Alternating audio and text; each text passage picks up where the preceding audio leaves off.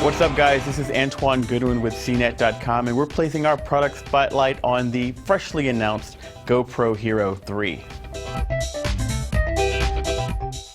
Now, we've got in front of us here the Black Edition, which is the top of the line model. The Hero 3 is about 30% smaller than the previous generation. It's also 25% lighter. When you pop the camera out of its case, it's only 20 millimeters thick. Of course, the case makes it a little bit thicker, but you kind of want that on there for the waterproof and shock resistance that the GoPro cameras are known for, that sort of rugged ability to pretty much toss it on a surfboard or slap it on the side of a dirt bike and not have to worry about your camera or the footage getting destroyed.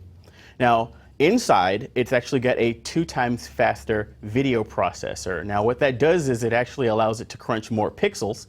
So with the Black Edition here, you can actually capture up to 4K video. That's that ultra high cinema quality HD video at up to 15 frames per second. There's also a slightly lower but still extremely high resolution 2.7K resolution that you can capture at up to 30 frames per second. Now, down in the standard high definition resolutions, you also get bumps in your frame rates as well. You can capture 1080p video at up to 60 frames per second, 720 at about 120 frames per second, and if you want to jump down to SD video, you can jump all the way up to a blistering 240 frames per second for some super slow-mo capturing there. Now, the camera comes with a new case that's got a new locking mechanism on the top. There's also a new flat lens that covers the glass. Now, that's actually going to give you less of that sort of like barrel fisheye distortion, but there's a little bit of that left in because it's GoPro's signature look, because you've got this ultra wide angle lens that captures about a 170-degree field of view.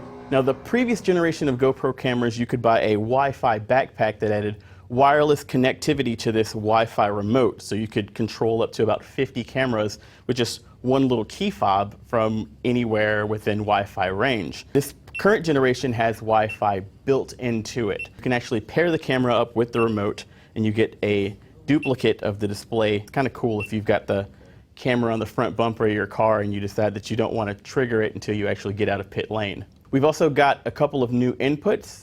The HDMI connection is shrunk down to a micro HDMI connection here to save space.